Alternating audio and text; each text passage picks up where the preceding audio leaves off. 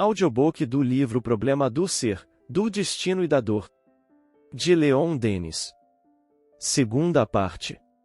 O Problema do Destino. Capítulo 17. As vidas sucessivas, provas históricas. Seria incompleto nosso estudo se não volvêssemos rápida vista para o papel que representou na história a crença nas vidas sucessivas. Essa doutrina domina toda a antiguidade. Vamos encontrá-la no âmago das grandes religiões do Oriente e nas obras filosóficas mais puras e elevadas. Guiou na sua marcha as civilizações do passado e perpetuou-se de idade em idade. Apesar das perseguições e dos eclipses temporários, reaparece e persiste através dos séculos em todos os países. Oriunda da Índia, espalhou-se pelo mundo. Muito antes de terem aparecido os grandes reveladores dos tempos históricos, era ela formulada nos Vedas e notadamente no Bhagavad Gita. O brahmanismo e o budismo nela se inspiraram e, hoje ainda, 600 milhões de asiáticos, o dobro do que representam todas as agremiações cristãs reunidas, creem na pluralidade das existências. O Japão mostrou-nos, há pouco, o poder de tais crenças num povo. A coragem magnífica, o espírito de sacrifício que os japoneses mostram em frente da morte, a sua impassibilidade em presença da dor, todas essas qualidades dominadoras, que fizeram a admiração do mundo em circunstâncias memoráveis, não tiveram outra causa. Depois da Batalha de Tsushima, diz-nos o jornal, numa cena de melancolia grandiosa, diante do exército reunido no cemitério de Aoyama, em Tóquio, o almirante Togo falou, em nome da nação, e dirigiu-se aos mortos em termos patéticos. Pediu às almas desses heróis que a protegessem a marinha japonesa, frequentassem os navios e reencarnassem em novas equipagens. Se, com o professor Isoler, comentando no Colégio de França a obra do autor americano Alf Mann sobre o Extremo Oriente, admitirmos que a verdadeira civilização está no ideal espiritual e que, sem ele, os povos caem na corrupção e na decadência, o Japão, força será reconhecê-lo, está destinado a um grande futuro. Voltemos à antiguidade. O Egito e a Grécia adotaram a mesma doutrina. À sombra de um simbolismo mais ou menos obscuro, esconde-se por toda parte a universal palingenesia. A antiga crença dos egípcios é-nos revelada pelas inscrições dos monumentos e pelos livros de Hermes, tomada na origem, diz-nos o Sr. de Vogue, a doutrina egípcia apresenta-nos a viagem às terras divinas como uma série de provas, ao sair das quais se opera a ascensão na luz, a mais, o conhecimento das leis profundas do destino estava reservado só para os adeptos. No seu recente livro, La Vie et la Mort, Adastre exprime-se assim, e no Egito a doutrina das transmigrações era representada por imagens hieráticas surpreendentes. Cada ser tinha o seu duplo. Ao nascer, o egípcio é representado por duas figuras. Durante a vigília as duas individualidades se confundem numa só, mas, durante o sono, ao passo que uma descansa e restaura os órgãos, a outra se lança no país dos sonhos. Não é, entretanto, completa essa separação, só o será pela morte ou, antes, a separação completa é que será a própria morte. Mais tarde esse duplo ativo poderá vir vivificar outro corpo terrestre e ter, assim, uma nova existência semelhante. Na Grécia vamos encontrar a doutrina das vidas sucessivas nos poemas órficos, era a crença de Pitágoras, Sócrates, Platão, Apolônio e Empédocles. Com o nome de metempsicose falam dela muitas vezes nas suas obras em termos velados, porque, em grande parte, estavam ligados pelo juramento iniciático, contudo, ela é afirmada com clareza no último livro da República, em Fedra, em Timeu e em Fédon. É certo que os vivos nascem dos mortos e que as almas dos mortos tornam a nascer. Fedra. A alma é mais velha que o corpo. As almas renascem incessantemente do Hades para tornarem a vida atual. Fédon. A reencarnação era festejada pelos egípcios nos mistérios de Ísis, pelos gregos, nos de Eleusis, com o nome de mistérios de Perséfone, em cujas cerimônias só os iniciados tomavam parte. O mito de Perséfone era a representação dramática dos renascimentos, a história da alma humana passada, presente e futura, sua descida à matéria, seu cativeiro em corpos de empréstimo, sua reascensão por graus sucessivos. As festas eleusianas duravam 3 dias e traduziam, em comovente trilogia, as alternações da vida dupla, terrestre e celeste. Ao cabo dessas iniciações solenes, Os adeptos eram sagrados. Quase todos os grandes homens da Grécia foram iniciados, adoradores fervorosos da grande deusa. Foi em seus ensinamentos secretos que eles beberam a inspiração do gênio, as formas sublimes da arte e os preceitos da sabedoria divina. Quanto ao povo, eram-lhe apenas apresentados símbolos, mas, por baixo da transparência dos mitos, aparecia a verdade iniciática do mesmo modo que a seiva da vida transuda da casca da árvore. A grande doutrina era conhecida do mundo romano. Ovídio, Virgílio, Cícero, em suas obras imorredouras, a ela fazem alusões frequentes. Virgílio, na Eneida, assevera que a alma, mergulhando no Létis, perde a lembrança das suas existências passadas. A escola de Alexandria deu-lhe brilho vivíssimo com as obras de Filo, Plotino, Amônio denominado Sacas, Porfírio, Jámblico, etc. Plotino, falando dos deuses, diz, e a cada um eles proporcionam o corpo que lhe convém e que está em harmonia com seus antecedentes, conforme suas existências sucessivas. Os livros sagrados dos hebreus, o Zohar, a Cabala, o Talmud, afirmam igualmente a preexistência e, com o nome de ressurreição, a reencarnação era a crença dos fariseus e dos essênios. Da mesma crença encontram-se também vestígios numerosos no Antigo e no Novo Testamento, por entre textos obscuros ou alterados, por exemplo, em certas passagens de Jeremias e de Job, depois no caso de João Batista, que foi Elias, no do cego de nascença e na conversação particular de Jesus com Nicodemos. Lê-se em Mateus, e em verdade vos digo que, dentre os filhos das mulheres, nenhum há maior que João Batista, e se quiserdes ouvir, é ele mesmo que é Elias que há de vir. Aquele que tem ouvidos para ouvir, ouça. De outra vez interrogaram ao Cristo os seus discípulos, dizendo, por que dizem então os escribas que é necessário que volte Elias primeiro? Jesus respondeu-lhes, é verdade que Elias há de vir primeiro e restabelecer todas as coisas, mas digo-vos que Elias já veio, mas eles não o reconheceram e fizeram-lhe o que quiseram. Então os discípulos compreenderam que era de João Batista que ele falará. Um dia Jesus pergunta aos seus discípulos o que diz dele o povo. Eles respondem, uns dizem que é João Batista, outros Elias, outros Jeremias, ou algum dos antigos profetas que voltou ao mundo. Jesus, em vez de dissuadi-los, como se eles tivessem falado de coisas imaginárias, contenta-se com acrescentar, e vós quem credes que sou eu? Quando encontra o cego de nascença, os discípulos perguntam-lhe se esse homem nasceu cego por causa dos pecados dos pais ou dos pecados que cometeu antes de nascer. Acreditavam, pois, na possibilidade da reencarnação e na preexistência possível da alma. Sua linguagem fazia até acreditar que essa ideia estava divulgada e Jesus parece autorizá-la, em vez de combatê-la. Fala das numerosas moradas de que se compõe a casa do pai Orígenes, comentando essas palavras, acrescenta, o Senhor alude às diferentes estações que as almas devem ocupar depois de terem sido privadas dos seus corpos atuais e de terem sido revestidas de outros. Lemos no Evangelho de João, e havia entre os fariseus um homem chamado Nicodemos, um dos principais dentre os judeus. Esse homem veio de noite ter com Jesus e disse-lhe, Mestre, sabemos que és um doutor vindo da parte de Deus, porque ninguém poderia fazer os milagres que fazes, se Deus não estivesse com ele. Jesus respondeu-lhe, que em verdade te digo que, se um homem não nascer de novo, não pode ver o reino de Deus. Nicodemos disse-lhe, como pode um homem nascer quando é velho? Pode tornar a entrar no ventre de sua mãe e nascer segunda vez? Jesus responde, que em verdade te digo que, se um homem não nascer de água e de espírito, não pode entrar no reino de Deus. O que é nascido da carne, é carne, o que é nascido do espírito, é espírito. Não te admires do que te disse, é necessário que nasças de novo.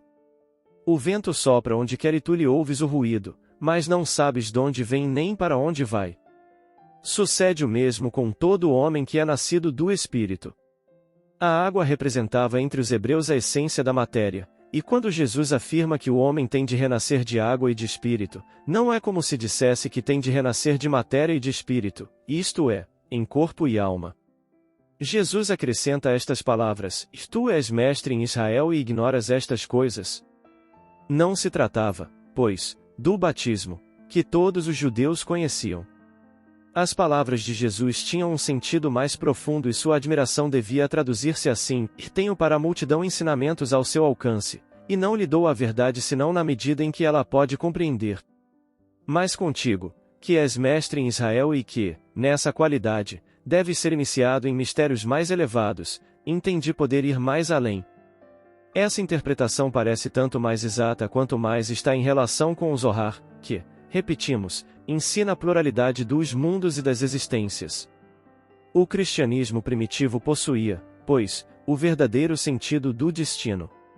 Mas, com as sutilezas da teologia bizantina, o sentido oculto desapareceu pouco a pouco, a virtude secreta dos ritos iniciáticos desvaneceu-se como um perfume sutil. A escolástica abafou a primeira revelação com o peso dos silogismos ou arruinou-a com sua argumentação especiosa. Entretanto, os primeiros padres da Igreja e, entre todos, Orígenes e São Clemente de Alexandria, pronunciaram-se em favor da transmigração das almas. São Jerônimo e Rufinus, carta a Anastácio, afirmam que ela era ensinada como verdade tradicional a um certo número de iniciados. Em sua obra capital, Dos Princípios, livro 1, Orígenes passa em revista os numerosos argumentos que mostram, na preexistência e sobrevivência das almas em outros corpos, o corretivo necessário à desigualdade das condições humanas. De si mesmo inquire qual é a totalidade dos ciclos percorridos por sua alma em suas peregrinações através do infinito, quais os progressos feitos em cada uma de suas estações, as circunstâncias da imensa viagem e a natureza particular de suas residências. São Gregório de Nice diz que há necessidade natural para a alma imortal de ser curada e purificada e que, se ela não o foi em sua vida terrestre, a cura se opera pelas vidas futuras e subsequentes.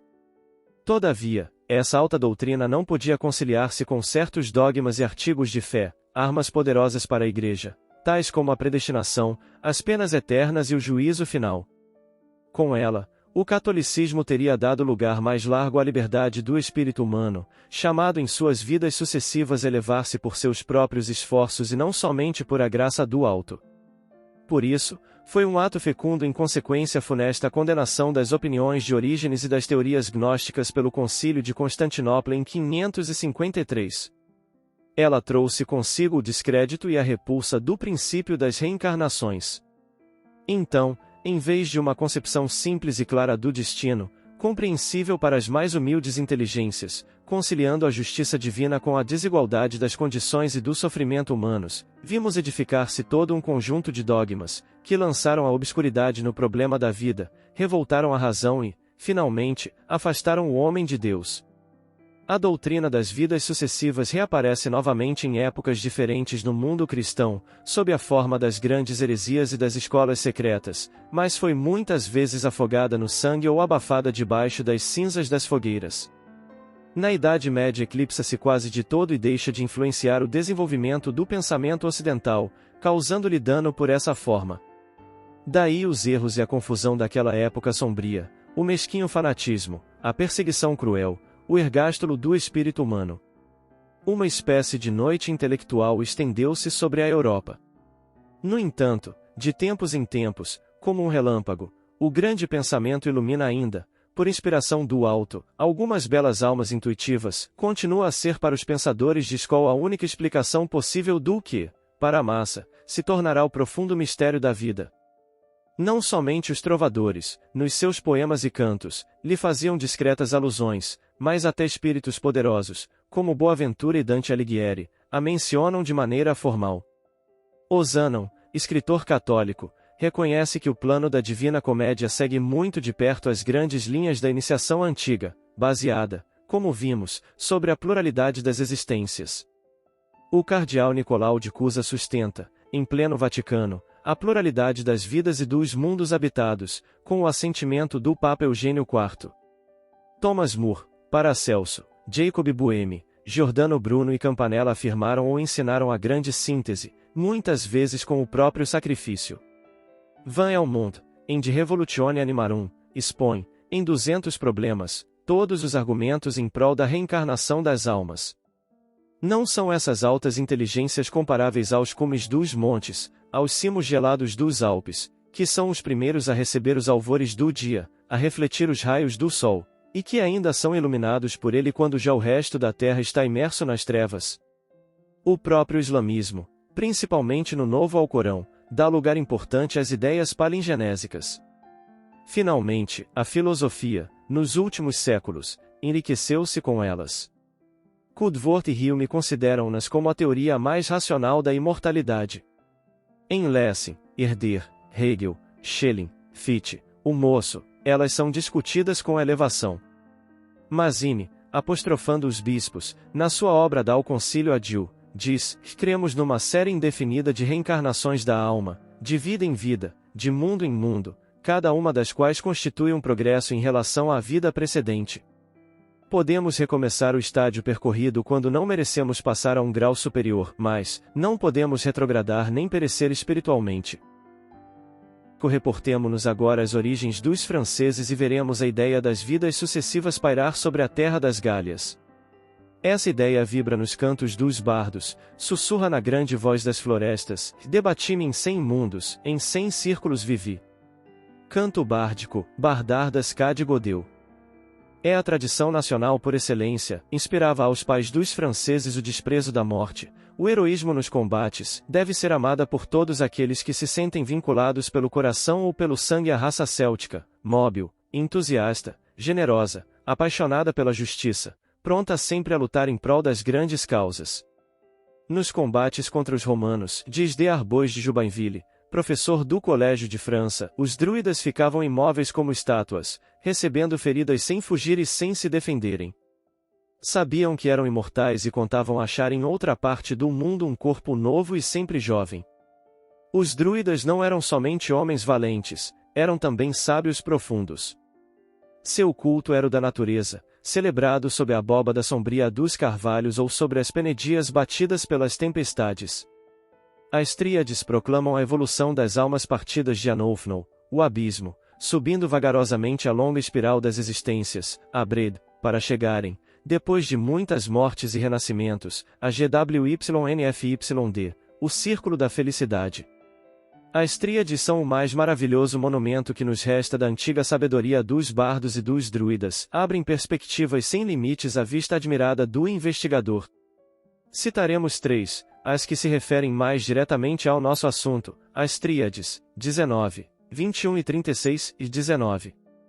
3 condições indispensáveis para chegar à plenitude, ciência e virtude: transmigrarem a Abred, transmigrarem GWYNFYD e recordar-se de todas as coisas passadas até Anofno.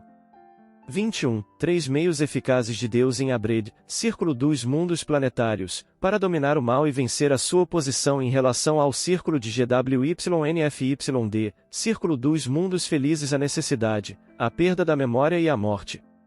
36. Os 3 poderes, fundamentos, da ciência e da sabedoria, e a transmigração completa por todos os estados dos seres, a lembrança de cada transmigração e dos seus incidentes, o poder de passar de novo, à vontade, por um estado qualquer em vista da experiência e do julgamento. Será isso obtido no círculo de GWYNFYD. Certos autores entenderam, conforme a interpretação que deram aos textos bárdicos, que as vidas ulteriores da alma continuavam exclusivamente nos outros mundos. Apresentamos 2 casos que demonstram que os gauleses admitiam também a reencarnação na Terra. Extraímos-los do Acous de Literature Celtique do Sr. D. Arbois de Jubainville, e Find Mac Cumail, o célebre herói irlandês, renasce em Morga, filho de Fiachna, rainha de Ulster, em 603, e sucede-lhe mais tarde. Os análises de Tigernas fixam a morte de Find no ano 273 da nossa era, na Batalha de Atreia. Um segundo nascimento, diz D. Arbois de Jubainville, dá-lhe nova vida e um trono na Irlanda. Os celtas praticavam também a evocação dos mortos. Levantara-se uma controvérsia entre Mongan e Forgol a respeito da morte do rei Folhad, da qual Mongan fora testemunha ocular, e do lugar onde esse rei perderá a vida. Ele evocou, diz o mesmo autor, do reino dos mortos, Caioté, seu companheiro nos combates. No momento em que o terceiro dia ia expirar, o testemunho de Caioté fornece a prova de que Mongan falará a verdade. O outro fato de reencarnação remonta a época muito mais antiga. Algum tempo antes da nossa era, Ailshai de Airin, rei absoluto da Irlanda, desposara Etain, filha de Etar. Etan, já alguns séculos antes, havia nascido em país céltico. Nessa vida anterior foi filha de Ailiu e esposa de Mider, deificado depois de morto por causa de suas façanhas. É provável que na história dos tempos célticos se encontrassem numerosos casos de reencarnação, mas, como se sabe, os druidas nada confiavam à escrita e contentavam-se com o ensino oral. Os documentos referentes à sua ciência e filosofia são raros e de data relativamente recente. A doutrina céltica, decorridos séculos de esquecimento, reapareceu na França moderna e foi reconstituída ou sustentada por toda uma pleiade de escritores conspícuos, e C. Bonnet, Dupont de Nemours, Ballanche, Jean Reynaud, Henri Martin, Pierre Leroux, Fourier, Esquiros, Michelet, Victor Hugo, Flammarion, Pesani, Falvete, Estrada, etc. A nascer, morrer, renascer e progredir sempre, tal é a lei, disse Allan Kardec. Graças a ele, graças à escola espírita de que ele é o fundador, a crença nas vidas sucessivas da alma vulgarizou-se, espalhou-se por todo o Ocidente, onde conta hoje milhões de partidários. O testemunho dos espíritos veio dar-lhe sanção definitiva. À exceção de algumas almas em grau atrasado de evolução, para quem o passado está ainda envolto em trevas, todos, nas mensagens recolhidas em França, afirmam a pluralidade das existências e o progresso indefinido dos seres. A vida terrestre, dizem eles, em essência, não é mais do que um exercício, uma preparação para a vida eterna. Limitada a uma única existência, não poderia, em sua efêmera duração, corresponder a tão vasto plano. As reencarnações são os degraus da subida que todas as almas percorrem em sua ascensão, é a escada misteriosa que, das regiões obscuras, por todos os mundos da forma, nos leva ao reino da luz. Nossas existências desenrolam-se através dos séculos, passam, sucedem-se e renovam-se. Em cada uma delas largamos um pouco do mal que há em nós. Lentamente, avançamos, penetramos mais na via sagrada, até que tenhamos adquirido os méritos que nos hão de dar entrada nos círculos superiores donde eternamente irradiam a beleza, a sabedoria, a verdade, o amor. O estudo atento da história dos povos não nos mostra somente o caráter universal da doutrina palingenésica. Permite-nos, talvez, seguir o encadeamento grandioso das causas e dos efeitos que repercutem através dos tempos, na ordem social. Nela vemos, principalmente, que esses efeitos renascem de si mesmos e volvem à sua causa, encerrando os indivíduos e as nações na rede de uma lei inelutável.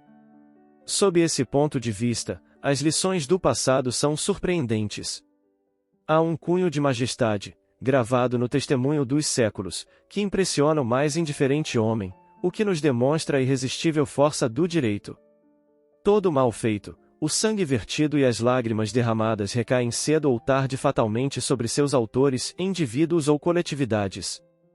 Os mesmos fatos criminosos, os mesmos erros produzem as mesmas consequências nefastas. Enquanto os homens persistem em se hostilizarem uns aos outros, em se oprimirem, em se dilacerarem, as obras de sangue e luto prosseguem e a humanidade sofre até ao mais profundo das suas entranhas. Há expiações coletivas como há reparações individuais. Através dos tempos exerce-se uma justiça imanente, que faz desabrochar os elementos de decadência e destruição, os germens de morte, que as nações semeiam no seu próprio seio, cada vez que transgridem as leis superiores. Se lançarmos as vistas para a história do mundo, veremos que a adolescência da humanidade, como a do indivíduo, tem seus períodos de perturbações, de desvarios, de experiências dolorosas. Através de suas páginas desenrola-se o cortejo de misérias consequentes, as quedas profundas alternam com as elevações, os triunfos com as derrotas. Civilizações precárias assinalam as primeiras idades, os maiores impérios esboroam-se uns após outros na refrega das paixões. O Egito, Nínive, Babilônia e o império dos persas caíram. Roma e Bizâncio, roídas pela corrupção, baqueiam ao embate da invasão dos bárbaros. Depois da Guerra dos 100 Anos e do suplício de Joana d'Arc, a Inglaterra é açoitada por terrível guerra civil, a das Duas Rosas, York e Lencastre, que a conduz a 2 passos de sua perda. Que é feito da Espanha, responsável por tantos suplícios e degolações, da Espanha com seus conquistadores e seu santo ofício? Onde está hoje esse vasto império no qual o sol jamais se punha? Vede os Habsburg, herdeiros do Santo Império e, talvez, reencarnações dos algozes dos hussitas? A Casa de Áustria é ferida em todos os seus membros, Maximiliano é fuzilado, Rodolfo cai no meio de uma orgia, a imperatriz é assassinada. Chega a vez de François Ferdinand e o velho imperador, com a cabeça encanecida, fica sozinho, em pé, no meio dos destroços de sua família e de seus estados ameaçados de desagregação completa. Onde estão os impérios fundados pelo ferro e pelo sangue, dos califas, dos mongóis, dos carlovingios, de Carlos V? Napoleão disse, tudo se paga. E ele mesmo pagou e a França pagou com ele. O império de Napoleão passou como um meteoro. Detenhamo-nos um instante nesse prodigioso destino, que, depois de haver lançado, em sua trajetória através do mundo, um clarão fulgurante, vai extinguir-se miseravelmente num rochedo do Atlântico. É bem conhecida de todos esta vida e, por conseguinte, melhor do que qualquer outra deve servir de exemplo. Nela, como disse Maurice Maeterlinck, pode-se observar que as três causas principais da queda de Napoleão foram as três maiores iniquidades que ele cometeu, e foi, primeiro que tudo, o assassínio do Duque de Enghien, condenado por sua ordem, sem julgamento e sem provas, e executado nos fossos de Vincennes, assassínio que fez ao redor do ditador ódios daí em diante implacáveis e um desejo de vingança que nunca abrandou. Foi, depois, a odiosa emboscada de Bayonne, a que ele atrai, por baixas intrigas, para despojá-los de sua coroa hereditária, os bonacheirões e excessivamente confiados Bourbons de Espanha, a horrível guerra que se seguiu, que tragou 300.000 homens, toda a energia, toda a moralidade, a maior parte do prestígio, quase todas as garantias, quase todas as dedicações e todos os destinos felizes do Império. Foi, finalmente, a horrorosa e indesculpável campanha da Rússia que terminou pelo desastre definitivo da sua fortuna nos gelos de Berezina, ou nas neves da Polônia. A história da diplomacia europeia nos últimos 50 anos não escapa a estas regras. Os autores de faltas contra a equidade têm sido castigados como que por mão invisível. A Rússia, depois de dilacerada a Polônia, prestou seu apoio à Prússia para a invasão dos ducados dinamarqueses, o maior crime de pirataria cometido nos tempos modernos, diz um historiador.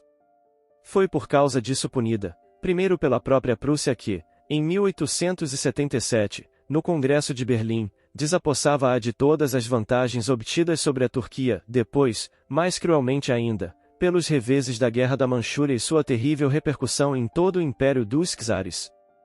A Inglaterra, depois de ter arrastado a França a longa campanha da Crimeia, que foi toda em seu favor, não deixou de continuar, mais ou menos por toda a parte, uma política fria, egoísta e homicida. Depois da Guerra do Transvaal, vê-se mais enfraquecida, aproximando-se talvez dos tempos que Sir Robert predisse em termos que causam admiração, e a habilidade de nossos homens de Estado os imortalizará, se, para nós, suavizarem essa descida, de modo a evitar que se transforme numa queda, se a dirigirem de modo a fazê-la parecer-se com a Holanda e não com Cartago e Veneza. O destacamento da Irlanda, do Egito, a revolta dos indianos vieram a confirmar essas previsões. Tal será a sorte de todas as nações que foram grandes por seus filósofos e pensadores, mas que tiveram a fraqueza de pôr seus destinos nas mãos de políticos ávidos e desonestos. Napoleão III, no exílio, Bismarck, em desvalimento e doloroso retiro, começaram a espiar o seu pouco respeito às leis morais. Não insistimos sobre esses fatos. Não vimos desenvolver-se sob nossos olhos, de 1914 a 1918, o drama imenso e vingador, que deixou a Alemanha vencida, punida por seu orgulho e por seus crimes? Ao mesmo tempo, é preciso reconhecer que a França recebia uma lição terrível, talvez por causa da leviandade, imprevidência e sensualismo de um grande número de seus filhos, mas, com a vitória, encontrava o seu prestígio no mundo. Assim se afirmava uma vez mais a grande missão, o papel providencial que lhe parece destinado e que consiste em proclamar e defender, de todas as formas, pelo verbo e pela espada, o direito, a verdade, a justiça. A Alemanha e a Áustria, aventuradas num pacto e numa cumplicidade ferozes, tinham sonhado com o domínio da Europa e do mundo, uma sobre o Oriente e a outra sobre o Ocidente. Na perseguição desse objetivo, calcaram os pés nos empenhos mais solenes, por exemplo, para com a Bélgica, não recuaram diante dos crimes mais odiosos. Qual foi o resultado? Após 4 anos de luta encarniçada, os impérios centrais rolaram no abismo. A Áustria é apenas um fantasma de nação, a Alemanha diminuiu, arruinada, presa às lutas internas e a todos os males econômicos. Não é a repercussão dos acontecimentos de 1870 a 1871? Por sua vez, os alemães tiveram que conhecer a derrota e a anarquia. Talvez, em nenhuma outra guerra, a luta de 2 princípios ficou tão evidente. De um lado, a força brutal, do outro, o direito e a liberdade. E o que prova que Deus não se desinteressou pelo destino de nosso pequeno globo é que o direito venceu. Pode-se dizer que, como os gregos em Maratona e em Salamina, os soldados de Marne e de Verdun, sustentados por esses poderes invisíveis, preservaram a humanidade do domínio da espada e salvaram a civilização. Este será o justo julgamento da história. Sim, a história é um grande ensino. Podemos ler em suas profundezas a ação de uma lei poderosa. Através da sucessão dos acontecimentos, sentimos, por vezes, perpassar como que um sopro sobre-humano. No meio da noite dos séculos vemos luzirem, por um instante, como relâmpagos, as radiações de um pensamento eterno. Para os povos, como para os indivíduos, há uma justiça. No que respeita aos povos, podemos seguir-lhes a marcha silenciosa. Vemo-la muitas vezes manifestar-se através do encadeamento dos fatos. Não sucede o mesmo com relação ao indivíduo. Nem sempre ela é visível como na vida de Napoleão. Não se lhe pode seguir a marcha quando sua ação, em vez de ser imediata, se exerce a longo prazo. A reencarnação, o regresso à carne, o escuro invólucro da matéria que cai sobre a alma e produz o esquecimento, encobre-nos a sucessão dos efeitos e das causas, mas, como vimos, particularmente nos fenômenos do transe, desde que podemos erguer o véu estendido sobre o passado e ler o que está gravado no fundo do ser humano, então, na adversidade que o fere, nas grandes dores, nos reveses, nas aflições pungentes, somos obrigados a reconhecer a ação de uma causa anterior, de uma causa moral, e a nos inclinarmos ante a majestade das leis que presidem aos destinos das almas, das sociedades e dos mundos. O plano da história desenrola-se em suas linhas formidáveis. Deus envia à humanidade seus messias, seus reveladores, visíveis e invisíveis, os guias, os educadores de todas as ordens, mas o homem, na liberdade de seus pensamentos, de sua consciência, escuta-os ou desatende-os. O homem é livre, as incoerências sociais são obra sua. Ele lança a sua nota confusa no comércio universal, mas essa nota discordante nem sempre consegue dominar a harmonia dos séculos. Os gênios enviados do alto brilham como faróis na escuridão da noite. Sem remontarmos à mais alta antiguidade, sem falarmos dos Hermes, dos Zoroastros, dos Crinas, desde a aurora dos tempos cristãos vimos erguer-se a estátua enorme dos profetas, gigantes que avultam também na história.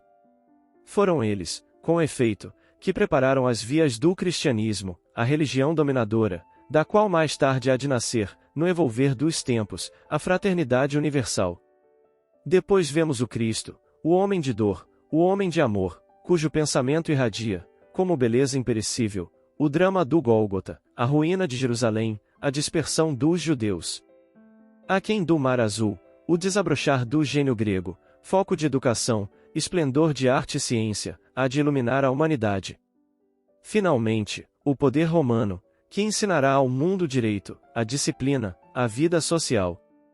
Voltam, depois, os tempos de torva ignorância, 1000 anos de barbárie, a grande vaga e a revessa das invasões, a emergência dos elementos ferozes na civilização, o rebaixamento do nível intelectual, a noite do pensamento, mas aparecem Gutenberg, Cristóvão Colombo, Lutero.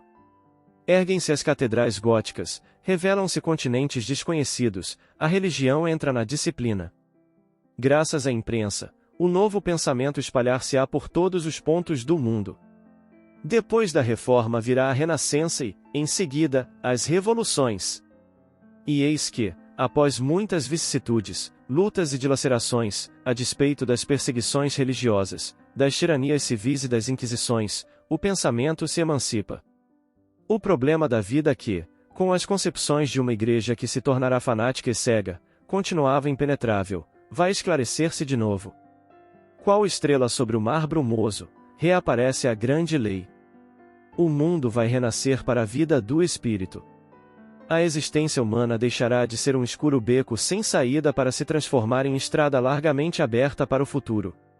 As leis da natureza e da história completam-se e afirmam-se na sua unidade imponente. Uma lei circular preside a evolução dos seres e das coisas, rege a marcha dos séculos e das humanidades. Cada destino gravita num círculo imenso, cada vida descreve uma órbita. Toda a ascensão humana divide-se em ciclos, em espirais que se vão amplificando, de modo a tomar um sentido cada vez mais universal. Assim como a natureza se renova sem cessar em suas ressurreições, desde as metamorfoses dos insetos até o nascimento e a morte dos mundos, assim também as coletividades humanas nascem, desenvolvem-se e morrem nas suas formas sucessivas, mas não morrem senão para renascer e crescer em perfeições, em instituições, artes e ciências, cultos e doutrinas. Nas horas de crise e desvario, surgem enviados que vêm restabelecer as verdades obscurecidas e encaminhar a humanidade. E, não obstante a imigração das melhores almas humanas para as esferas superiores, as civilizações terrestres vão se regenerando e as sociedades evolvem. A despeito dos males inerentes ao nosso planeta, a despeito das múltiplas necessidades que nos oprimem, o testemunho dos séculos diz-nos que, em sua ascensão secular, as inteligências apuram-se, os corações tornam-se mais sensíveis, a humanidade, no seu conjunto, sobe devagar, a contar de hoje ela aspira à paz na solidariedade. Em cada renascimento volve o indivíduo à massa, a alma, reencarnando, toma nova máscara, as respectivas personalidades anteriores apagam-se temporariamente. Reconhecem-se, entretanto, através dos séculos, certas grandes figuras do passado, torna-se a encontrar Krishna no Cristo e, em ordem menos elevada, Virgílio em Lamartine, Vercingetorix em Dizaix, César em Napoleão. Em certa mendiga, de feições altivas, de olhar imperioso, acocorada sobre uma esterqueira às portas de Roma, coberta de úlceras estendendo a mão aos transeuntes, poder-se-ia, segundo as indicações dos espíritos, no século passado, reconhecer Messalina. Quantas outras almas culpadas vivem em torno de nós escondidas em corpos disformes, expostas a males que elas por si mesmas prepararam e, de alguma sorte, moldaram com seus pensamentos, com seus atos de outrora. O Dr. Pascal exprime-se assim, a esse respeito: o estudo das vidas anteriores de certos homens, particularmente feridos, revelou estranhos segredos. Aqui, uma traição, que causa uma carnificina, é punida, passados séculos, com uma vida dolorosa desde a infância e com uma enfermidade que traz a marca da sua origem, a mudez, os lábios que traíram já não podem falar. Ali, um inquisidor torna a encarnação, com um corpo doente desde a meninice, para um meio familiar eminentemente hostil e com intuições nítidas da crueldade passada. Os sofrimentos físicos e morais mais agudos acossam-no sem afrouxar. Esses casos são mais numerosos do que se supõe, cumpre ver neles a aplicação de uma regra inflexível. Todos os nossos atos, consoante sua natureza, traduzem-se por um acréscimo ou diminuição de liberdade. Daí, para os culpados, o renascimento em invólucros miseráveis, prisões da alma, imagens e repercussão de seu passado. Nem os problemas da vida individual nem os da vida social se explicam sem a lei dos renascimentos, todo o mistério do ser se resume nela. É dela que nosso passado recebe sua luz e o futuro se engrandece, nossa personalidade amplifica-se inesperadamente. Compreendemos que não é de ontem que data o nosso aparecimento no universo, como ainda é crença de muitos, mas, ao inverso, nosso ponto de origem, nosso primeiro nascimento afunda-se na escuridão dos tempos. Sentimos que 1000 laços, tecidos lentamente através dos séculos, prendem-nos à humanidade. É nossa a sua história, havemos viajado com ela no oceano das idades, afrontando os mesmos perigos, sofrendo os mesmos reveses. O esquecimento dessas coisas é apenas temporário, dia virá em que um mundo completo de recordações reavivar-se-á em nós. O passado, o futuro e toda a história tomarão a nossos olhos um novo aspecto, um interesse profundo. Aumentará nossa admiração à vista de tão magníficos destinos. As leis divinas parecer-nos-ão maiores, mais sublimes, e a própria vida tornar-se-á bela e desejável, apesar de suas provas, de seus males.